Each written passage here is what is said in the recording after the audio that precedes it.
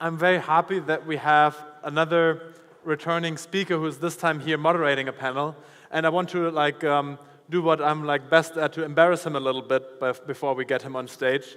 So I want to share a little bit how I met Rohan for the first time, because we used to be colleagues. So 4 years ago, when my company got acquired by Telenav, then Rohan was the chief product officer at Telenav, and I was running, for my startup, I was also running the product function. I was thinking oh, well, do we really need to do this? I don't want to get this responsibility away to somebody else.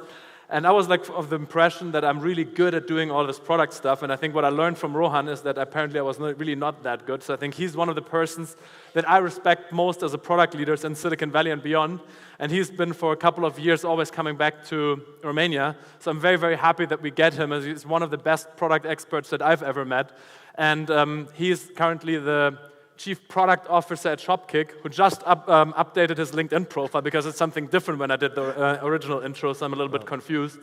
But thank you very much, Rohan, for being here, being a strong support of the ecosystem. Thanks, Philip. It's great. Thanks. Big hand of applause for Rohan. Thanks, everyone. It's great to be back. And thanks, Philip. That was very different from the scripted intro that you had proposed. So I'd like to invite the panel to come on stage as well. But as they do, as we get right into it, a couple of questions for the audience as we think about going international. How many of you guys are working for or at companies that are operating and scaling internationally?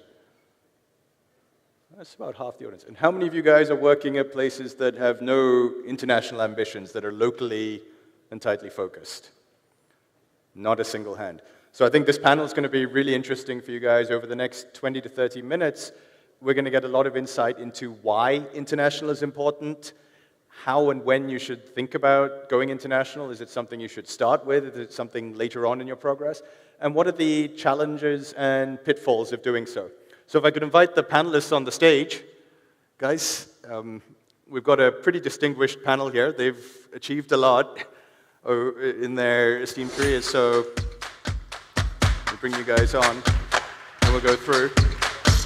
Hey, good to meet you guys. Welcome. So first of all, we have Sergiu Biris. Sergiu is a serial founder. He founded the YouTube of Romania, Trulilu, LiveRail, and now is a founder of Zonga, a streaming music service. That was a very good pronunciation of Trilulilu, so you pronounced Trilulilu very well. I practiced overnight. Congratulations. Thank you for having me here. And then Dan Isai. Dan is known as, he's a Forbes 30 under 30 recipient, but I think you guys probably all know him as the founder of Salad Box, which is an incredible story. It's out in 11 countries, nearly 70 restaurants. Welcome, Dan. Thank you. And then Bogdan Colceriu, founder of Frisbo, and interestingly also a silver medalist in the European Curling Championships. That was an amazing thing to know. Oh, okay. Yes.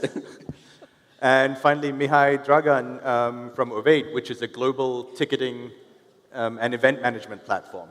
Hi, guys. So welcome, gentlemen. So we'll get straight into it. I'd love to start with Sergiu. You've done this multiple times, and you've had the experience, sometimes struggle and pain of trying to go international. Traditional wisdom is always that you should start locally, build up your business, and then expand internationally. When did you go international, and how do you think people should approach that in general? So I have 3 experiences. Like you said, I had Trilulilu, Zonga, and LiveRail. So Trilulilu was very, very successful locally. It grew as a very well-known brand locally. Zonga, we are currently pursuing the internationalization of the service, and LiveRail, which was a project that went international from day one. So from my experience, it's a bit of a trap to start a project with only a local approach. Yes, you can do a lot of things locally. You can probably build a very good business. But at the end of the day, you will have to think about how you scale that internationally. And for instance, with Trilulilu, it was a very good Romanian brand and name. We had probably very, very low chances of launching that internationally. With Zonga, we had a very, very good business locally with Vodafone, integrations, and so on and so forth. But that connected us a lot with their business. So we were a bit caught with that. So we had to be very creative about how we go international. So there's multiple experiences I've had. So would your advice to people who are looking at that be to go from day one? My advice would be to think about the project from day one. How do I scale this internationally? Even launch it in another country, because that's, in my opinion, easier later on. So I'm curious if any of you others have a different opinion. Dan from Salad Box, it's a very different kind of business from the traditional tech business. It's different, and from my point of view, it's very easy to go international. Now, after 6 years, we are in 12 countries on 3 continents, and this year with the 4th continent. But it's the same to, if it's easy to go, it's easy to fail. So it's very important before you go to have a solid base here in Romania or wherever you start the business. And I think the most important thing is the timing. It's not about the finance, it's not about the location, it's not about the product, it's the timing when you go with that product in that country. So internationally is not the same. And what helps to understand the perfect timing for your product is traveling. I like to spend a lot of money in traveling, and I think it's not a waste of money to travel, because you see a lot of cultures, different thinking, different approach, different how to solve a problem differently. And I think what Michelangelo said, innovation, it's something old put in the new context. So I encourage you to travel, to see new markets, and especially ones where they don't speak English, like Scotland, for example, or. No, it's easy to go, but it's easy to fail. So find the right timing to do that, and make a solid base before you go. And don't invest everything in international, because if it's possible, it's better to put separate. How much money we make in Romania, it's a lot, but if you compare with US or London, there are few money there. So if it's possible, finance every market separately. I think we have 2 very different business models from, well, this part, me and Sergiu, we are moving electrons, whereas Bogdan and Dan are moving atoms. So it's quite complicated to move atoms internationally, but it's easy to move electrons from one point to another. So regarding what Sergiu said, I completely agree. We worked on our product for 1 year, and there were a lot of rejections on the local market, but eventually we got some traction. Now, regarding the international product, we launched it, and within the first month, I think it was the second week from when it was publicly available, there was a interaction on our live chat, and I was online and I was answering questions. And there was this guy that wanted to do something for his upcoming event, and it was an international event. They wanted to use a new software that was doing something that their existing leading platform was not doing. And this guy was the marketing director for Dom Perignon. So I went from being rejected by a local wine bar to being accepted, to our solution being accepted by one of the leading beverages in the world as a solution in just 2 weeks, you know. So there's a lot more to your business than you think you're capable of. So just try going international and see what happens. Yeah, so when I listen to you guys, it sounds like it's very easy to go international. So I just want to make sure that there is someone here says it's very, very hard to go international. It's freaking hard. And yes, I mean, we've been together in Trilulilu, and we knew that we couldn't go international with that. We are together in our coffee, and I'm glad that that's going well internationally. But the thing is, when you need some leverage. If you just have a simple solution that can go, you know, online and you have your market is there and they can adopt it easily, it's easy. But if your leverage is not there, if you don't have it, I mean, we are in the fulfillment business. I'm in the fulfillment business. We do, to describe it simple, it's like a Uber for warehouses, okay? And we started in the market where there was zero e-fulfillment, so that's like Uber starting in a market where there are no taxis. So you first create the taxis and then you create the service. But you need a lot of hacks to do it. Now if I go to London and I have this nice service, nobody will believe me. Not the online sellers that will use it, they will not trust the brand, not the marketplaces, not the couriers, none of this, because it's a marketplace. So I will have none of the chicken and the egg. In Romania, because I was in e-commerce for a lot of years with Tokian and so, I had the leverage, I knew the people, it was easy to sit down and talk. We could get a partnership with eMag. eMag could help us go to Bulgaria, Hungary, later Poland. And then we had to do later hacks. I mean, our entrance in Bulgaria was basically putting a warehouse on the Romanian-Bulgarian border so that you have internal costs for courier from both sides. So basically unifying the countries, okay? So you need all these hacks. And if you look at it, everyone has a hack, so you need to find your hack because you're starting from Eastern Europe. I mean, I know when you guys start from the States, it's like if you took US, if you have your mind to take Romania, it's like, oh, okay, let's take it. Although it's like maybe the 50th country you think of. But if you're from here, you need to grow credibility country by country, market by market. If your market first is US like Live Rail, amazing, but... So how do you decide where to start when you're going international, right? For some people it's just, well, it must be the neighboring countries around me because that's obvious. For others, the obvious answer is, well, the US, or maybe it should be China, the biggest market. For others, it's we should just be instantly global. How have you guys made that choice of which markets to attack? I think it's very specific to each of the businesses because in Bogdan's case, I agree that it's very, very different. You have warehouses and you have the local know-how and so on, the local partners that you can grow with. For us, being a music streaming service, it was different. So for instance, right now we're discussing with a local partner in Greece for launching the service there, a local partner with a lot of knowledge in our business. So I think it's like in sailing, you know, you go where the wind takes you, where the opportunities are. You don't really, you know, I'm not going to decide to go in the US if I don't know about that market. So you have to do a bit of research, find the partners and the leverage for that, and you just go for it. For us, it was, well, we thought about the international market right from the start. But when you say international market, that's the whole planet. So that's not really pinpointing where you're going.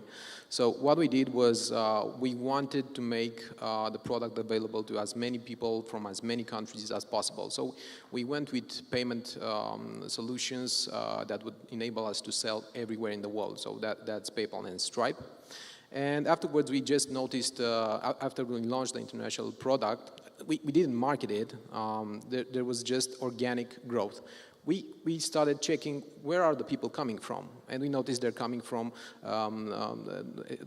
Western offshoots. That's US, UK, Canada, Australia mostly. Now you mentioned China. There's nothing from China. Absolutely nothing. There's Latin America. There's Africa. There's Australia. There's a lot of countries. Nothing from China. I mean, China is like off limits for us. But I think a good way to start is just make your product available to as many people from as many countries as possible and see who comes first and just push that way. So Bogdan, oh sorry. Usually the good concepts came from US to Europe, Bucharest, and after the rest of the country. We have the opposite road trip, let's say, and on a 10 square meter location from Cluj 6 years ago, we go to rest of the country, Bucharest, Europe, and now US. US is very important for us, for example, because the access for the know-how from that market. It's a big competition there. 9 from 10 restaurants close in the first year. We succeeded to pass the first year, and we are glad we have a very good trend. It's important to make money there, but it's more important what you learn from that market. And what you learn there, you can be the first in the rest of the market where, okay, you can go with the wind where it's going. It's okay to test, it's okay to fail on some markets, but you need a strategy to be focused after you have the data. Otherwise, you will be too spread it and you will not be profitable, or it's about the cost of opportunity. So it's interesting. So Dan, you talk about going into the market and getting all those deep learnings from it. Bogdan, a minute ago, you were talking about sort of hacking your way into a market. No, in he doesn't know what tech he speaks. entrepreneur style. I'd love to know how you guys think about that, because it does make a lot of sense. If you look at Uber, who recently pulled out of China, for example, losing $1 billion a year. I mean, that's an expensive foray into a market. So there is something to be said for hacking your way creatively in. Do you guys have? It's a big risk. Uber lost a lot of money, but I think in Romania especially, the people don't like to risk, and all the companies are most likely national and not regional or bigger. They prefer to sell it before to do that. So I think many times the risk is smaller than the loss of what opportunity you have there. And you need to be more focused and to stay in the business and not get out in the first problem appear. So, go ahead. I just wanted to add something to what you said regarding spreading yourself too thin. That's definitely something that can happen, but given the fact that I think part of what I'm known for is failing, so I'm not afraid of failing because I failed a lot of times. So it hurt, but well, you can recover from it. But one thing that you realize doing stuff that's available for more markets is that you know what you know, but you don't know what you know. You don't know what you don't know. So there's a lot of things that we cannot perceive given our culture. So we cannot perceive that we can build things that can be bought in the US, that can be bought in the UK. We think ourselves as Eastern Europeans, so we don't think as ourselves as people who are worthy of success globally. And there's actually no reason for that. So, yeah. I would say that when you choose where to go, you do choose by the leverage you have. And I know that Dan talks like it's easy, you go there and but he has a big leverage. He's one of the best business developers I've ever met. So if he wants to go in a new country, he just picks up his phone, calls the largest mall complex there and says, I want a few spaces for a salad box and our coffee, a pepper and dun. And then he flies over, he sits down. How many flights did you have last week? I just came from a long trip, New York, Milano, Barcelona, but That's the leverage. Yeah. Yep, that makes a difference. that's the cost. I have 3 kids at home, and you have a cost if you go internationally, and you have to be aware of it. It's a lot of flights and a lot of time spent away from the family. And for example, when my wife gave birth to the 3rd daughter, I was on the plane somewhere. And that's the time you cannot get back. So as a leader going international, do you take responsibility if you're organization going international, or are you looking to appoint someone in each region or country who's really taking charge of that while you focus on the core business? It's very important, the partner you have there, for sure, because you cannot do it from here. You need a local partner from there who understands the culture and the language and everything, what happens there. And that partner, it's your image on that market. So it's very important how you choose. So I want to jump from, we talked a little bit about taking the business international and some of the challenges on that, to take a more product or service approach to it. So Mihai, right, in ticketing and event management, that experience manifests very differently in different countries, right? The way people attend an event, the things that go on around it. So it seems to me that your product can't really be the same in every country. How do you approach that challenge? And really, all of you, with a service, even with a restaurant, is it the same product that you then just replicate, or do you have to customize? And then how does that affect your product strategy as a company? Well, you would think that events are different in different parts of the world, but given the globalized world we live in, I'm not exactly sure this conference is pretty different from one that's happening in Vienna or London or New York or San Francisco.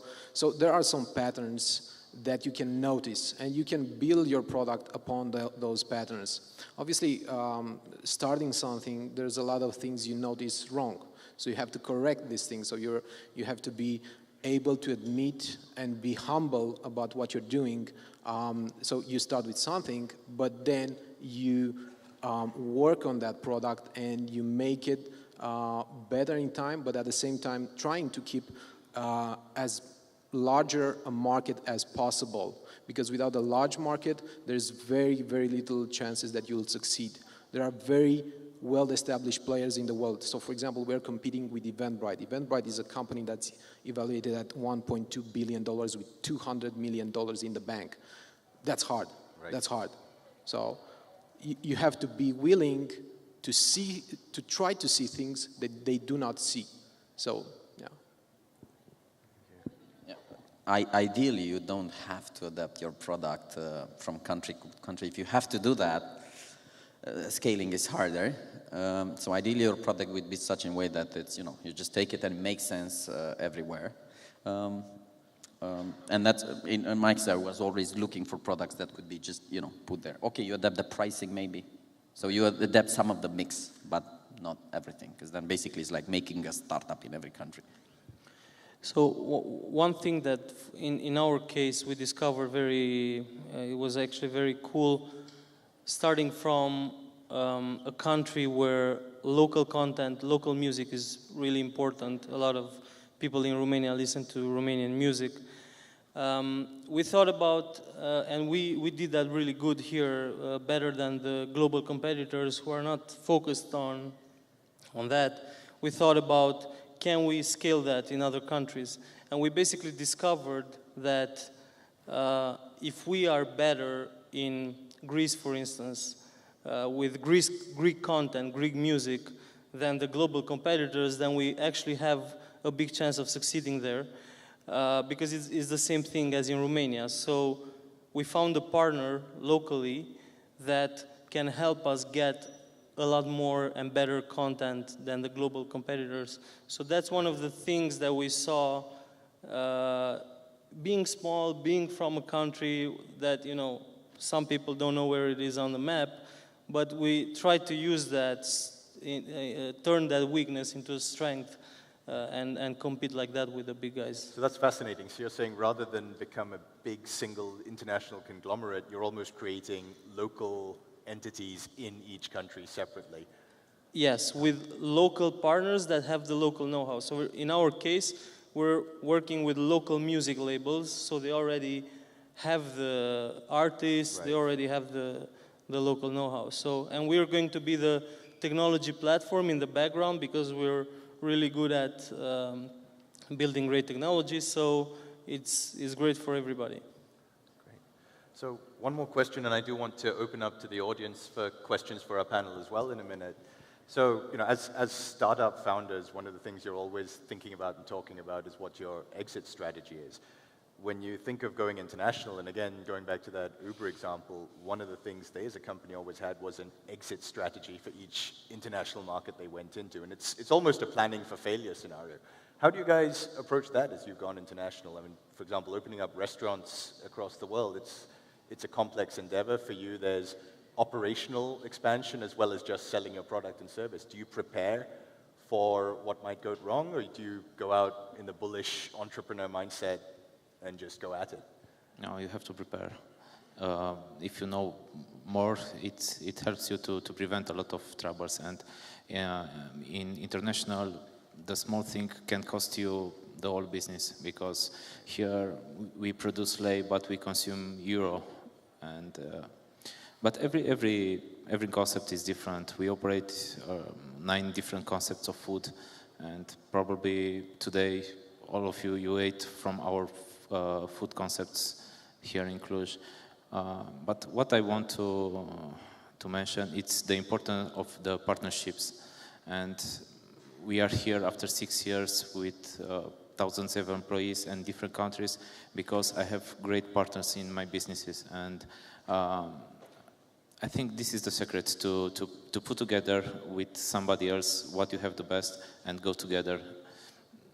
In this scenario, now we will start to an investment fund in the next period for HoReCa businesses, and the shareholders from there will be the main players from this country as an investors, but it can be you, not just them. So we want to grow the food from Romania to international. So it's not just our concept, just us to grow. We can grow together more than just us. So it seems like a theme that's emerging is Work not together. to sort of go with bravado and think that we can conquer the world, but rather really make it about partnerships and work with I believe in them. experts I believe in people. I believe in relationships. I'm pretty sure. Bogdan has some assets. I have different ones. You have some. And together we can be better than. Sorry. So usually when I talk to someone about exit strategy and they see us and say, well, you're in the fulfillment business, you do warehouses, so normally in the end, Amazon will buy you. And I go like, I don't know, because when you have a model that is totally different than what has been done before, in our case it's the shared commerce, so we don't use our own warehouses, we use the free space in existing warehouses. That actually brings opportunity for other companies from other industries to enter this industry. Because let's say if you take Amazon, how they do fulfillment, they want to own a huge warehouse, work with robots, with the lights off, be perfectly shaped. So that's the model. This model doesn't resemble at all with that. But then at one point someone will say, maybe I want to enter this industry, but I don't want to own any warehouse because it's very resource intensive. I don't want to own any robot, any people, anything. I just want to use the warehouses all around the world. So then when you think like that, then you don't actually know from where your exit opportunity will come. So at least. So from my experiences, I've been involved in 2 exits, one full and one partial. In both cases, it was not about making a strategy for getting to the exit. In both cases, it was about the product was really good, the business was really good, we had the market share, and somebody just became interested in acquiring the business. Yes, you can have your, top 3 companies that might be interested to buy you, but at the end of the day, if the business is not solid, and if what you're doing is not, on the map, on somebody's radar, and in order to get there, you need to take some steps, it's useless to think, I will be bought by Amazon. If you're not relevant enough to maybe become a competitor of that or make it interesting for somebody to buy you to get market share in Romania, then it's useless. So the business needs to be really good. So if the question is, what's your exit strategy, we have an exit strategy, and that's being very profitable. When you're going international, are you prepared for failure, essentially, and exiting? Yeah, because setting up and exiting a market is a costly exercise. As a startup, you cannot not be prepared for failure. That's definitely point number 1. There's a possibility that you will fail. So we're not trying to focus on the strategy because we don't have enough data. Think of the global landscape as a very, very complex matrix of information that's constantly moving. So predicting something that's going to happen in 5 years or 10 years or even 2 years ahead will take your focus off the opportunities of the moment. So just focus on your product and how it can be better now, next week, next month. that's our strategy. So. All right. So one final question for you guys before we turn to the audience. I'd love to get from each of you just a 30-second viewpoint on what internationalization will look like for Romanian startups 5 years from now. I think one of the things we've seen over the 4 years I've been coming to Cluj is there's perhaps not enough thinking big. I heard at the hackathon yesterday judges saying, hey, think bigger, guys. Where do you think we'll be in this ecosystem in 5 years? Will people be launching internationally from start? Will that be part of it? So I have a pretty clear image of how I imagine it would be. Now we are at a point where you start seeing brands going internationally. And we have a good example here. So for instance, Salad Box went internationally. Now recently, there was a startup last year here on the stage, they pitched. And this year, they got an investment round from Banca Transilvania, and Dan was in that round. So if they use that solution, is the POS system, automatically, they will take Ebriza internationally. Now, if I work with EMAG, and EMAG goes internationally, and I go there doing fulfillment, EMAG will take me there. So what I believe will happen is as soon as more and more startups start doing international, they will bring others, because you get that leverage we were talking about. So they get the others, they drag the others out, and there will be more courage and so on. So that's how I see it. That's what I hope will happen. Also, yeah, I agree with Bogdan, and also like the ecosystem, local ecosystem is starting to grow.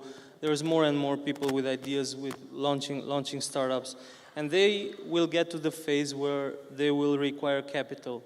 And when they will pitch their project to the potential investors, they will always get the question, okay, but how will you scale? How are you going to take this from Romania and take it to a lot of other countries? It's always going to be like that. So whenever somebody starts, I want to build a project for a Cluj neighborhood, don't. Try to build a project for all of the neighborhoods in the entire world and see if you can do that. So you have to have that mindset that local is not going to be enough for investors.